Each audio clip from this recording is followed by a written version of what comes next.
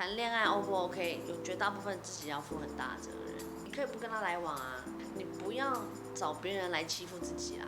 那第一本书其实是写比较像单身，或者是就是去分享，就是还是没有婚姻的关系这么多。那第一本的回想确实让我就是更有信心在做第二本，因为大家都觉得看第一本都觉得说，因为那是因为你交到好老公啊，那是因为你选到的人很好啊，那是你运气也很好啊。可是他们不知道我以前有多衰，然后他们也不知道我做了多少改变，以至于我现在的婚姻跟我现在的这本书里面所写的，就是我想跟大家分享的。因为没有什么东西是理所当然跟好运的，就是你还是得努力，只是努力的方式是哪一种。该怎么努力？那你会遇到什么样的问题？你会大概会碰到什么样的状况？然后我觉得那都是在这本书里面分享的。有啊，一定有啊，一定有失控过，也曾经有大吵过啊，就是两个意见是不同的啊。可是当你强碰完之后，两个其实都会后悔啊，因为会觉得那个杀伤性太大了。为什么我会愿意？比如说沟通，当然很多时候沟通，有些人以为吵架就是沟通，其实沟通是你时时刻刻，比如说你坐下来聊天。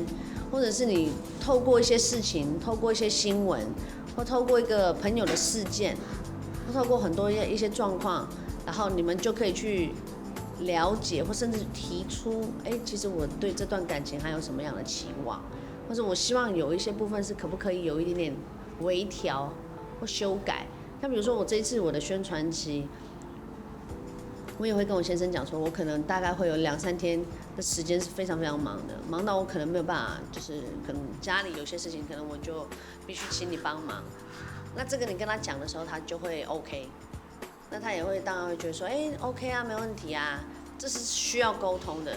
可是如果是我以前的话，我就会直接，我要忙咯，那后面的事情我就都不会管。可是是不能这样子，你是必须要先告诉他说，我有这样的状态，那有什么事我要，就是比如说我要留意的，或是有什么事情是你可以帮我做的，就是都是要协调，不是吵架才做沟通，而是平常就在交流了。